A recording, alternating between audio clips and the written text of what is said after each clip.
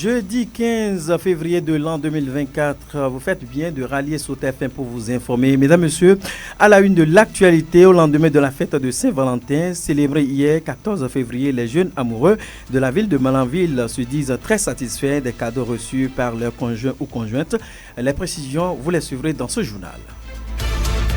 Pendant ce temps, la communauté musulmane du monde entier s'apprête pour entrer en plein pied dans le Ramadan à quelques jours de ce mois béni. En islam, comment les croyants musulmans doivent-ils prendre, en tout cas se préparer pour entrer dans ce grand jour? Vous suivrez également les explications d'un islamologue dans ce journal. Et puis, Conseil des ministres, les membres du gouvernement se sont réunis hier mercredi 14 février de l'an 2024 au palais de la Marina à Cotonou sous la présidence effective du chef de l'État Patrice Talon. Au cours des assises, plusieurs décisions sont prises. Vous suivrez le point avec le porte-parole du gouvernement Wilfried Léandre Ngoubédia. Suivre à la boucle en autre sport, la Super Ligue Pro. Et puis l'ancien joueur brésilien Roberto Carlos au Burkina Faso, avec quelques jours à passer, et démarrage de la CAN édition 2025, le plan d'organisation. D'autres nouvelles au plan local et national seront au menu, c'est là pour le sommaire. Mesdames, Messieurs, merci de nous rejoindre pour vous informer. Sota Midi Magazine, le point de l'actualité de la journée sur ta radio. Sota FM. C'est maintenant et tout de suite. De nouveau, bonjour. Conseil des ministres, les membres du gouvernement se sont réunis hier mercredi 14 février de l'an 2024 au palais de la Marina à Cotonou sous la présidence effective du chef de l'État Patrice Talon. Au cours des assises, plusieurs décisions sont prises. Je vous invite à suivre ici un extrait des propos du porte-parole du gouvernement Wilfried Léandre Ngoubédia. 6 sociétés sont concernées par ces mesures incitatives du Code des investissements. Il s'agit, pour le régime des investissements spécifiques, de Société béninoise d'infrastructures numériques SBIN SA pour le projet de déploiement de son réseau de communication sur toute l'étendue du territoire national afin de rendre disponible une connexion Internet stable et fiable. Bénin Terminal SA pour son projet d'aménagement et d'exploitation d'un terminal spécialisé conteneur au port autonome de Cotonou. Par ailleurs, bénéficieront du régime B les sociétés ci-après. Société Profilé Aluminium, Sopal Sarl, pour l'installation et l'exploitation d'une unité de fabrication de profilés d'aluminium à Unsagudo dans la commune de Zé. Biolinx Pharma SAS pour son projet de production de solutés et consommables médicaux dans la zone industrielle de Semekpoji. Bing Ben Industries SA pour l'installation d'une unité de production de bois d'œuvre, ameublement et revêtements spéciaux dans la zone industrielle de Semekpoji. New Vision Group SA pour la fabrication de sacs scolaires solaires et non solaires, de serviettes hygiéniques et de vêtements scolaires dans la commune de Lokossa. Les projets portés par ces différentes sociétés vont générer plus d'1 millier d'emplois en même temps qu'ils renforcent le tissu économique national.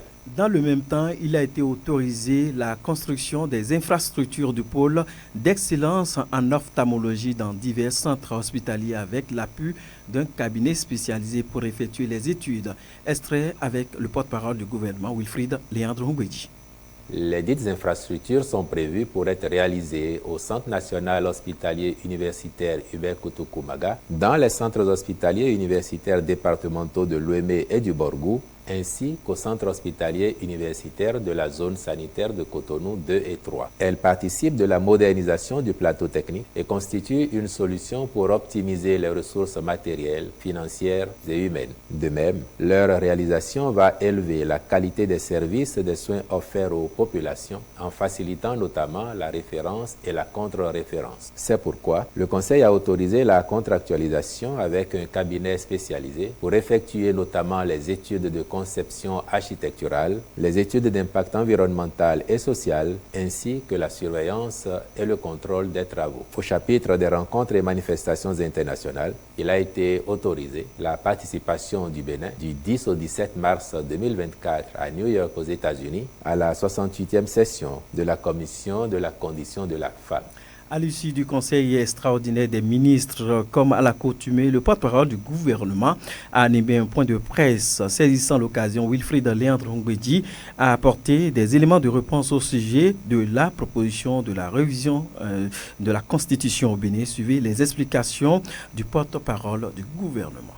En fait, dans un pays où il n'est pas possible d'accuser le gouvernement en place de paresse au regard de l'ampleur des chantiers qu'il ouvre ici et là sur le territoire national, dans un pays où il n'est pas possible de l'accuser non plus sur la qualité des infrastructures qu'il réalise, parce que chacun voit l'exigence de ce gouvernement à faire en sorte que les projets se réalisent suivant des normes et standards internationaux. Dans un pays où la réalité est celle-là, et où l'opposition, parce que ça n'est pas son rôle, n'est pas tenue de commenter ce que fait bien le gouvernement, dans un tel pays, que reste-t-il souvent à l'opposition pour exister, pour survivre? Il faut faire de la manipulation, il faut inventer les situations, il faut créer l'actualité s'il n'y en a pas. Ainsi, vous aurez observé vous-même que chaque fois ou de façon régulière, cette opposition, elle soulève un sujet qui n'en est pas. Et dès qu'il est vidé, un autre apparaît. On l'a connu sur récemment la révision de la Constitution, les histoires de troisième mandat qui n'ont jamais existé. Et avec les clarifications apportées, chacun a pu comprendre, notre peuple a pu comprendre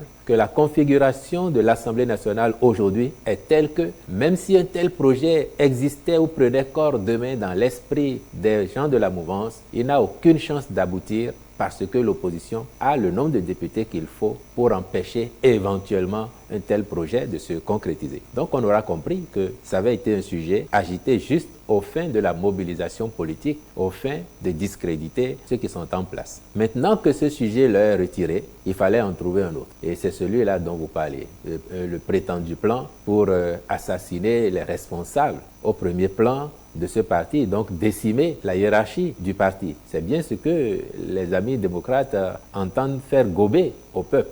Et bien voilà, à l'instant, Wilfried Léandre Ngwedji, le porte-parole du gouvernement. De cette actualité, nous revenons ici à Malanville. Au lendemain de la fête de Saint-Valentin, célébrée hier 14 février, les jeunes amoureux de la ville de Malanville se disent très satisfaits des cadeaux reçus par les conjoints ou conjointes. Que disent réellement ces jeunes rencontrés sur le terrain? Élément de réponse dans ce micro-trottoir réalisé par Inoussa Karim et Moudjaïdou Ourou. À suivre plus tôt. C'est une fête de l'amour, comme tout le monde le dit de façon générale. À Malanville, ça s'est bien passé, je dirais, parce que j'ai vu quelques clubs de jeunes qui sont manifestés vers les bars. Moi-même, j'étais sorti et j'ai vu ces mouvements-là. Je dirais que ça s'est bien passé dans la commune de Malanville. Quand on dit l'amour, et c'est une journée spéciale de l'amour, il faut faire des cadeaux à son amour. Oui, de mon côté, je dirais que j'ai fait un cadeau à mon amour. Je l'ai fait une belle surprise. Elle ne s'attendait pas à ça. Je l'ai fait une belle surprise. Elle était là. Bon, et le matin, hier, aux alentours de 10h, j'ai dit, chérie, viens, j'ai quelque chose pour toi. Elle est entrée dans la chambre et puis je lui ai remis le cadeau. C'est qu'elle a aimé. Quand tu fais un cadeau à ta chérie, de retour, elle sait comment te récompenser. Ça ne te dit pas, mais on a fait ça comme ça. Ouais. C'est la fête des amis. Mon gars m'a fait cadeau, biscuits, chocolat. Je suis content. Il m'a fait cadeau. Quel cadeau? Biscuits avec chocolat, avec bonbons, avec les bagues. Après qu'elle m'a donné cadeau, on était sortis pour aller manger. De cette actualité, la communauté chrétienne catholique commémore depuis hier la journée 14 février comme mercredi des cendres. Quelle est donc la signification et quelle est sa portée pour les chrétiens catholiques? Suivez les éléments de réponse avec le père Adam Nabi Seko. Il est curé de la paroisse Notre-Dame de Sacré-Cœur de Malanville. Le mercredi des cendres, c'est un jour particulier dans la vie du chrétien. Cendre déjà qui est symbole biblique de la pauvreté humaine. Et la cendre symbolise vraiment que l'homme n'est rien et donc c'est le néant total. Et que si nous ne sommes rien, ça veut dire que nous devons tout à quelqu'un et ce quelqu'un-là c'est Dieu. Et donc le mercredi des cendres qui est le début du temps de carême pour le chrétien, le chrétien s'impose la cendre justement pour montrer que en fait il dépend de Dieu et que sans Dieu il ne peut rien absolument. Et l'autre langage qui va dans ce même sens de la cendre, c'est que nous ne sommes rien, et donc dira texte, nous sommes poussière et que nous retournerons dans la poussière. Et donc le mercredi des cendres, c'est en fait pour dire que nous sommes pauvres personnes de par notre péché qui nous entache et nous rend pauvres devant Dieu. Le mercredi des cendres, c'est le début du temps de carême et ce jour-là, pour le chrétien catholique, est un jour de jeûne, d'abstinence et de prière. Le jeûne comme moyen pour réduire ce qu'il a l'habitude de vivre, que ce soit alimentaire ou que ce soit d'ordre moral ou spirituel. Donc tout ce qui devient excès doit être observé. Aussi, abstinence, on s'abstient de quelque chose. Et ce pourquoi on s'abstient, c'est tout ce qui n'entre pas et n'honore pas Dieu. On doit s'abstenir de ces éléments-là pour pouvoir nous purifier et rentrer dans la dynamique de la rédemption du salut de Dieu. Nous sommes dans le registre religion et nous parlons justement de la communauté musulmane du monde qui s'apprête, si vous voulez, à entrer en plein pied dans le Ramadan. À quelques jours de ce jour, de ce mois béni, j'allais dire, en islam, comment les croyants musulmans doivent-ils se prendre? Je vous invite à suivre ici un islamologue, l'homme a pour nom Sarafa Saka. Chaque musulman, dès maintenant, doit formuler l'intention de jeûner le mois de Ramadan. C'est la première des choses. Pas la veille du Ramadan qu'on formule l'intention. Dès maintenant, le musulman, il doit avoir dans son intention que, Inch'Allah, je vais jeûner le mois de Ramadan si Allah subhanahu wa ta'ala me donne longévité. Secondo, le musulman doit prendre les meilleures habitudes dès maintenant. Ce n'est pas à l'arrivée du mois de Ramadan que chacun va commencer par faire le pieux. C'est dès maintenant que le musulman doit prendre les meilleures habitudes. Les prières, ce n'est pas à l'arrivée du mois de Ramadan que les musulmans vont remplir les mosquées. Il faut revoir notre relation vis-à-vis de notre Seigneur. Les mauvaises habitudes que nous sommes conscients que nous sommes en train de faire, il faut essayer de voir comment corriger cela. Il faut aussi commencer dès maintenant à aider les démunis. Est-ce qu'il n'y a pas des pauvres maintenant? Il n'y a pas des gens qui ont faim? Donc ce n'est pas forcément qu'il faut attendre l'arrivée du mois de Ramadan avant de commencer par s'entraider. On peut commencer, on doit commencer ça dès maintenant. Ceux qui sont à notre alentour, on se connaît tous, on sait qu'il y a des problèmes. Il y en a qui ne peuvent pas commander, il y en a qui commandent. Maintenant, ceux qui ne peuvent pas commander là, il ne faut pas les ignorer. Il ne faut pas faire comme on ne les voit pas. Il faut aussi s'aider. Même dans notre famille, il y a des gens qui ont besoin de notre assistance. Il faut les assister. Il ne faut pas forcément attendre le mois de Ramadan pour qu'on puisse s'assister. Il faut aussi commencer par lire les invocations. Il y a parmi les invocations du prophète sallallahu alayhi wa sallam qui dit Allahumma ballighna Ramadan. Oh Allah, accorde-nous longévité jusqu'au mois de Ramadan. Parce que le musulman, il envie les récompenses qu'Allah subhanahu wa ta'ala a promis aux musulmans dans le mois de Ramadan. Si Allah subhanahu wa ta'ala accepte nos bonnes œuvres d'un seul dans Ramadan, Allah subhanahu wa ta'ala peut nous donner le paradis. Donc par conséquent, le musulman doit beaucoup prier pour qu'Allah subhanahu wa ta'ala lui accorde la chance de voir ce Ramadan là, qu'Allah subhanahu wa ta'ala nous compte parmi ceux-là. Il faut noter que l'islamologue profite par ailleurs de notre micro pour rappeler les comportements adoptés par le croyant en cette période et lance un appel vibrant à toute la communauté musulmane. Extrait des propos de Sarafa Saka.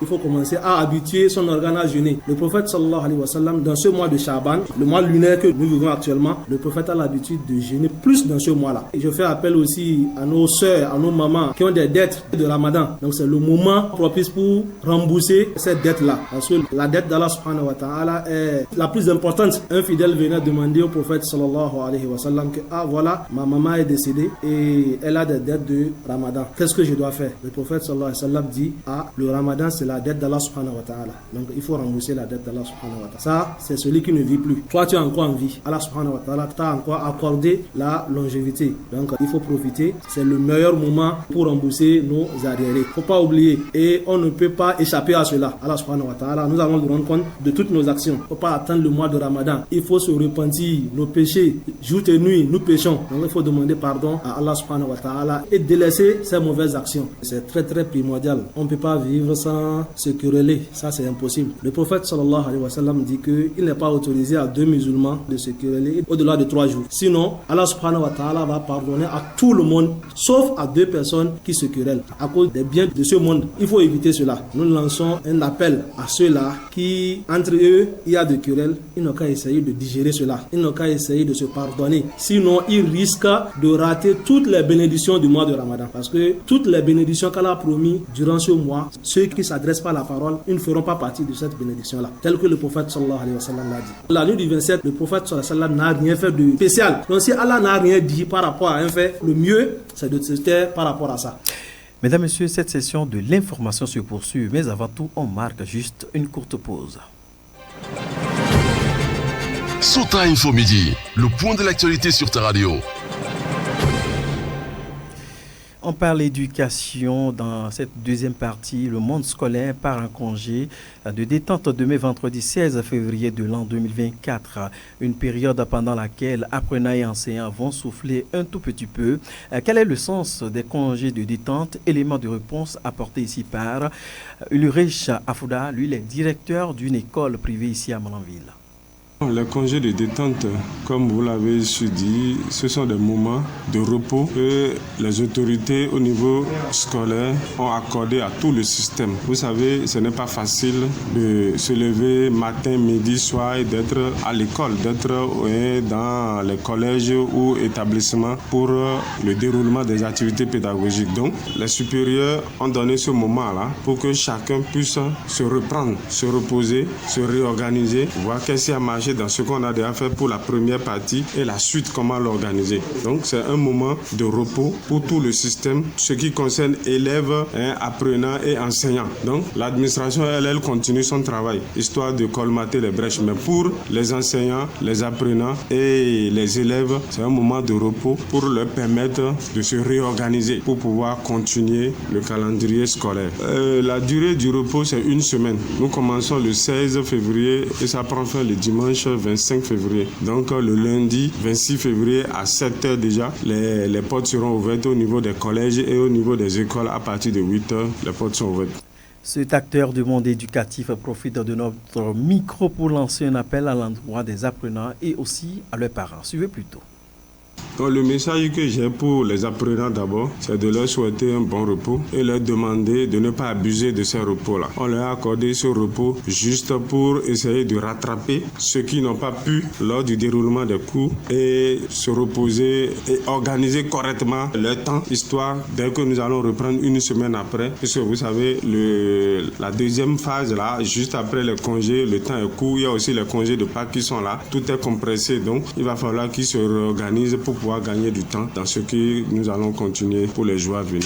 Aux parents, on ne peut que leur demander une fois encore de doubler des efforts dans la surveillance, dans le suivi des apprenants. Puisque nous savons, nos élèves aujourd'hui, quand on parle de congé, pour eux, c'est sortir le matin, aller se promener, revenir à la maison le soir. Donc les parents doivent veiller à ça. Et je pense qu'avec ce peu de suivi-là, et comme c'est 1 semaine, on aura le temps de mieux faire les choses ensemble. À l'instant, Ulrich Afouda, il est le directeur d'une école privée ici, rencontré sur place à Malanville. Mesdames et messieurs, à présent, nous dressons les tapis verts pour les nouvelles sportives. Le sport dans son ensemble et avec toutes les disciplines, c'est sur Sota FM, la meilleure pour les informations sportives d'ici et d'ailleurs. Et bien voilà, les sports s'installent sur la radio Sota FM et nous parlons de la Super Ligue Pro où Bani Gansé, Cavalier et Ayema engrangent donc des points. Lotopopo et Coton contraints au partage. Il faut noter que la deuxième phase du championnat national béninois de football a été lancée donc le samedi 10 et 11, donc dimanche 11 février 2024. Les 16 clubs en compétition ont fait fortune d'hiver dans leurs différents challenges. Et si dans le duel, les opposants de la GISPA, Dragon et Damissa, les clubs Banigansé, Cavalier et Aïma ont engrangé donc des points. Ce n'est pas donc le cas pour Lotopopo et le champion en titre Coton FC de Ouida.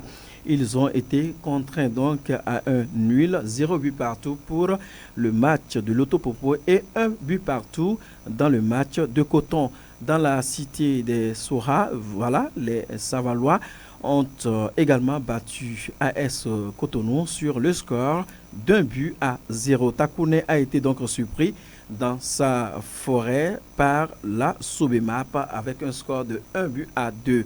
Il faut noter très rapidement que voici donc le point complet de tous les matchs joués lors de la première journée de la Super League Pro saison 2023-2024. Très rapidement, Aspac a joué contre l'Autopopo. Le score est soldé là par 0 but partout. Cavalier FC, Dragon FC, Cavalier l'emporte sur un score de 2 buts à 0 pendant que Espoir a joué contre AS Cotonou. Espoir FC l'emporte sur un score de 1 but à 0.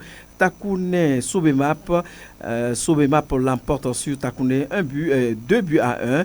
JSP 0, 2 pour Banigansé, c'est donc l'une des rencontres. Et puis le 11 février dernier, il s'agit de cette rencontre d'Adié FC qui a joué contre Coton FC. Le score est soldé par 1 but partout. Et puis Damissa FC a joué contre Aïma FC. Le Aïma l'emporte sur un score de 2 buts à 0. Très rapidement, on va parler de l'ancienne gloire du football brésilien. Qui vous souviennent, Roberto Carlos est bien arrivé ce vendredi, sinon ce 14 février 2024 au Burkina, dans le cadre d'une série d'activités visant à promouvoir le sport roi au Burkina. La délégation va séjourner du 14 au 16 février au pays de Charles Caboret. Voilà, nous devons cette information de nos sources. Sur la date du démarrage de la CAN 2025, et nous finissons comme ça notre sportive, il existerait déjà un accord entre la CAF et le Maroc pour organiser la CAN 2025 à partir de la dernière semaine du mois de juillet 2025, soit 2 semaines après la Coupe du Monde des clubs qui prendra fin le 13 juin 2025. Juste derrière, on installe confortablement David Labo pour les nouvelles hors de nos frontières. David Labo, bonjour. Bruno Gakli, bonjour. Avec vous, nous traversons nos frontières béninoises et nous sommes au Sénégal. Et vous nous dites que l'option d'une libération de l'opposant Ousmane Sonko, c'est donc une table selon un facilitateur.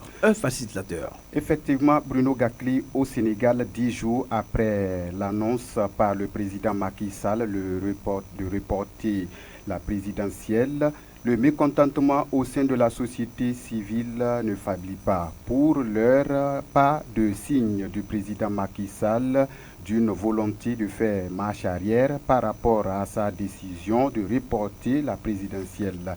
Mais depuis quelques jours, des personnalités de la société civile disent œuvrer à trouver des solutions d'apaisement. C'est le cas de l'architecte et président du Club des investisseurs du Sénégal, Pierre Godibia Apété, qui affirme œuvrer comme facilitateur à la demande du président Macky Sall. Pendant ce temps au Niger, l'Alliance Atlantique en marche, le Premier ministre du Niger reçoit donc Rabat. Le Premier ministre nigérien Ali Mohamed Lamine Zeyn est actuellement en déplacement au Maroc pour une visite dite de travail et d'amitié. Depuis le changement de régime, le Niger cherche à renouveler ses partenariats stratégiques et le Maroc cherche à se placer en allié crédible pour Niamey. Une nouvelle étape de l'Alliance Atlantique initiée en décembre dernier à Karech entre le Maroc et plusieurs pays sahéliens. On va finir avec vous, David Labo. Nous sommes cette fois-ci au Mali.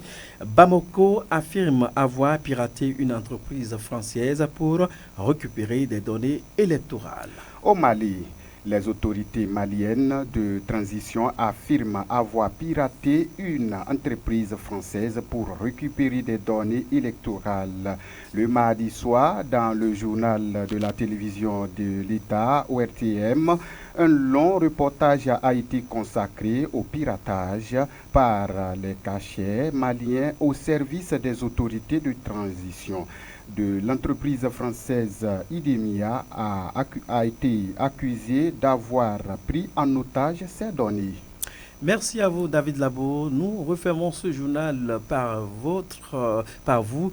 Mesdames, Messieurs, ainsi se referme cette session de l'information, collaboration technique. On retrouve Aboubakar Doko à l'édition, l'homme à pronom Moudjahidou Worouyo en direct pour la présentation. Bruno Gakli, c'est mon nom. Merci de nous avoir suivis. D'ici là, portez-vous bien et bonne suite des programmes sur la radio Sota FM. C'était Sota Midi Magazine, le rendez-vous informatif de la mi-journée sur Sota FM, la radio de l'espoir. Merci pour votre fidélité. Dans la Liborie, la différence a un nom. Sota FM.